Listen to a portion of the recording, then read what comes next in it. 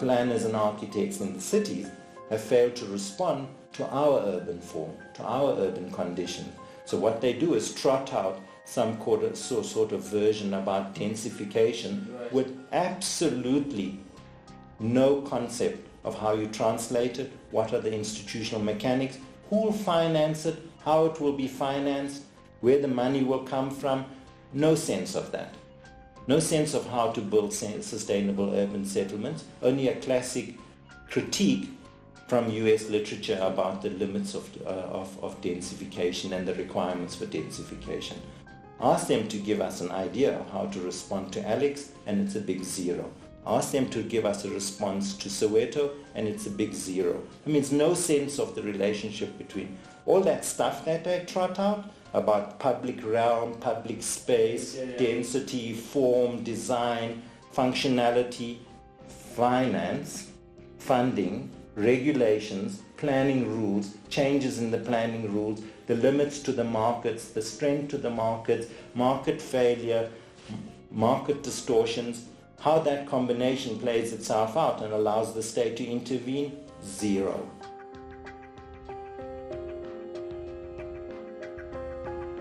When we talk about humane settlements, this is meant to capture both the dimension of the natural environment, because as a species we have this incredible power to change the world around us, which implies that we have a responsibility that goes with that, which means we must take care of the natural environment as well as creating humane environments for people.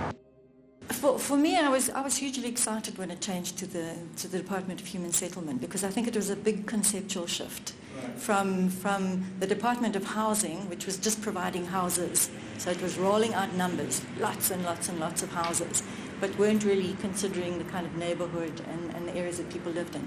So for me, that conceptual shift to human settlements meant that it was going to be considered in a much more integrated, much more holistic way. Government's housing program has been hugely successful in terms of the numbers of houses delivered per year. However, we believe that the way that government invests in housing and human settlements can either reinforce apartheid spatial patterns or help to destroy them and reconfigure space in South Africa to the benefit of all. If we look at the elements of the apartheid geography, I mean, a key challenge is to what extent the Bantustan still remain poverty traps and marginalized from the mainstream economy. And 34% of our population still live in the ex-homeland areas.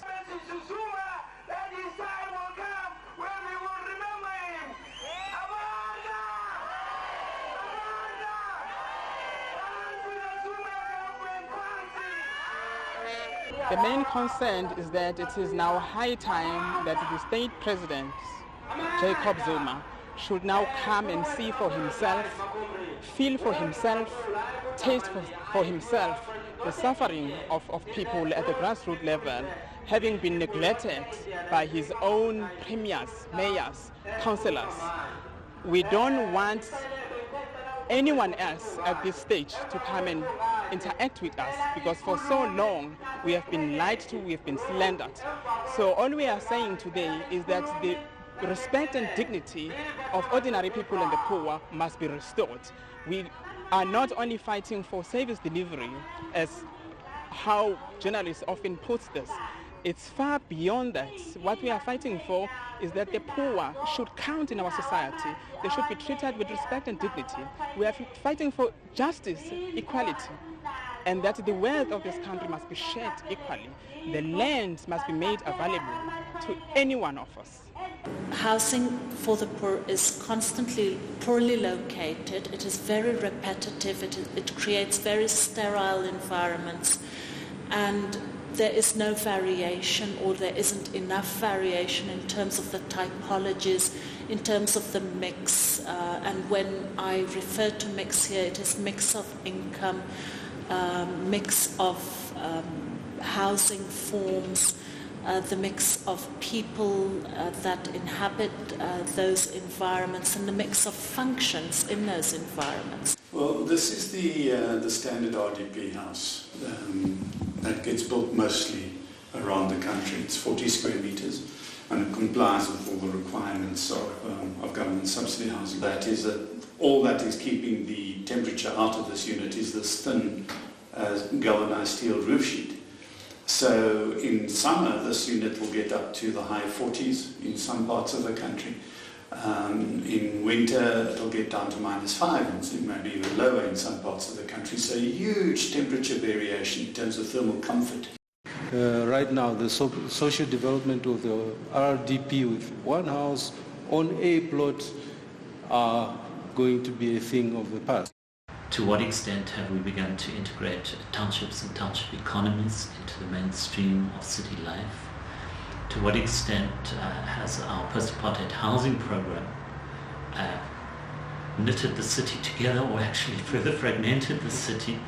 To what extent have our planning systems begun to shape the development of private developers?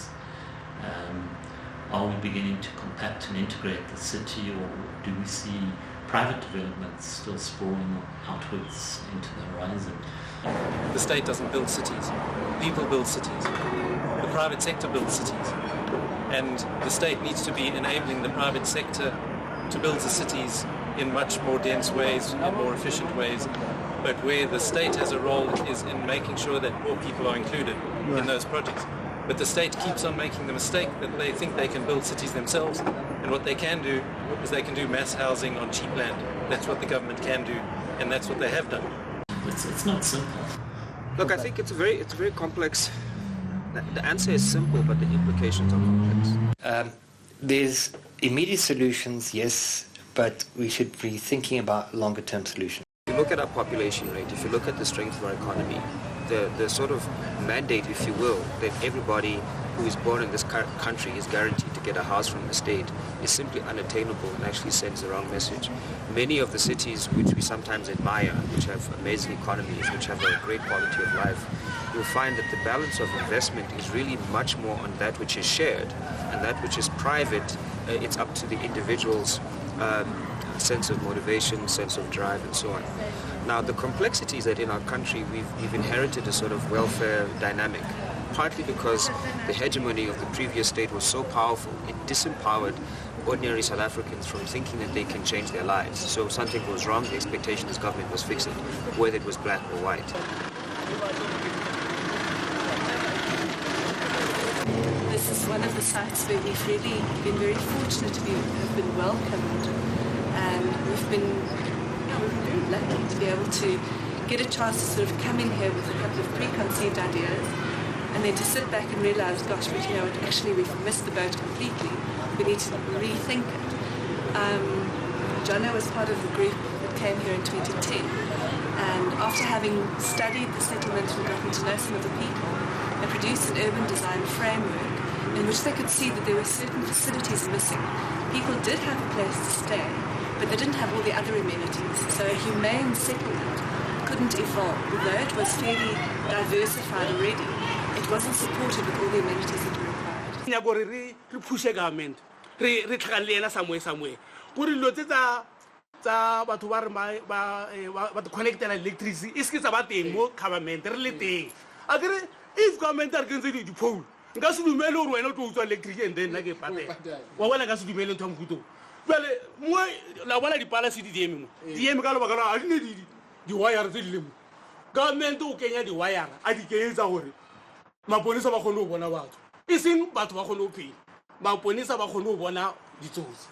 I become site lava to Wahono P. But one more wheeling up Winchenga while out of William, Wheeling, Nago more like about twisting out of Waluka, Baba Wheeling, Babulaki, the 10, the paraffin, Wakalaka Mudinko. Now, Mopilak, Uhile tree. Mopilaka Uhile tree, Mopilaka, Chevelete, Mutotu, Garmushevelete, Talametra, Mutima, electric, Tabata electricity. Nailing to ish in government I light as serious, whatever. Hemutai, Aquela Maran to Atuka. Let me tell you something. You look at the concept of those terms that you are seeing in the individual yards, where terms that our own people decided that, look, we cannot all the time depend on government to come and bring us water, bring us housing, bring us this. let us do something on our own to indicate that as women we can develop ourselves. I worked hand in hand with Humane and other guys in the team. It was such a learning curve for us because we were here, we had an opinion. We weren't being told what to learn, we weren't being shown how we should build. We got so much practical experience, so much knowledge, so much tacit knowledge. You know, there have been a lot of notions about kind of site and service schemes where people get a site and then they can do their own thing, because people can't provide their own land, they can't provide their own services, but they can build their own houses. Okay, and a lot of times people build better houses when they do it themselves. But the other alternative is that if you start with a kind of core, you know, so you provide the things that people can't do themselves, like the bathrooms, and a simple framework that people can then infill themselves. And if there is a facilitation of access to, for instance, building materials for people, and access to professional knowledge from, for instance, where you've got legal aid, you can have infrastructure aid, you can have building aid, you can have design aid. Formulating access of that nature, rather you will have a multiplying effect from one source of input into a community, rather than trying to input at each individual point. Part of addressing the problem of housing is addressing the spatial disparity. Look at this, for instance, places that are surrounded by walls, in terms of what kind of spaces they create outside themselves. These dead kilometers of wall. I mean, you go to Midrand and you get an advert that says 27 kilometers of wall in the city. As if that's something to aspire to. And I think people like that should be told, well, what are you going to do with that outside wall? Because we know what you're going to do inside here. You're going to have your houses and what are you going to do with that outside wall? What are you going to do with that ugly space you're going to be leaving us with? That's what we're going to have to deal with. And so, again, I keep on emphasizing, looking for space in the city, densifying the city. Why do we create malls that have no houses? Why do we create these spaces that are only used during the day and up to a certain time of the night and then dead until the hours of the morning? Absolutely no use for storing goods. I've been involved with quite a lot of work and actually doing a pilot project in Cosmo City now on much smaller stands. So 100 square meter stand, for instance, with a house along the one edge, leaves you the other half of the stand as usable space again. And in a way, the buildings themselves become the defences of the space. You know, so you don't have to do the additional thing of building a huge wall and so on. So how you make this, the houses create an environment, a total environment, is another design issue. And that's also about how do you use space effectively. And I think that that's one thing that's been neglected. So the program is great, the policies are great, we've housed a huge number of people, but I think it's time for design. Social housing as a concept, social rental housing, which is government subsidized, is a relatively new sector in South Africa. And for those reasons, we would like to introduce open building as a concept in South Africa, which can perhaps offer alternative ways of delivering housing. By separating the levels of the built environment, we allow for one level where the majority of government investment goes, which is the more permanent component of the built environment, which is shared by everyone, irrespective of whether people are rich or poor. They benefit from that basic structure of the environment that government has invested in. And then we need another level of the environment where we can perhaps be more experimental, where we have more intervention and more decision-making being taken by the users at a lower kind of scale, at the neighborhood scale and at the house level. And when we do that, we offer people the opportunity to intervene and to manipulate their personal space and to transform it over time to suit their changing family circumstances. We also offer the opportunity for smaller scale construction industries to become involved. So we're offering people, poorer people, the opportunity to get onto that hypothetical housing ladder, but also offering businesses and construction companies, the smaller ones, the opportunity to also participate in these housing processes, benefit from them and contribute towards them. What happened after 1994 is that specialists came to the fore, so the engineer. And unfortunately, if we talk about engineers, not all of them are trained to understand cultural phenomena. Right. Not all of them understand the social implication of a layout. So what happened is that these sort of new industries, even the rise of project managers saying we will lead the project and so on, if you have the wrong type of leadership, you end up with the wrong outcome. So it's taken quite a while for architects to kind of remind society and the state why architects traditionally led projects. It wasn't a prima donna issue. It wasn't about making things pretty. Right. It was because the architect was able to balance, poetry, society, the technical, the spiritual, the metaphysical, all the sort of needs that you can't quantify.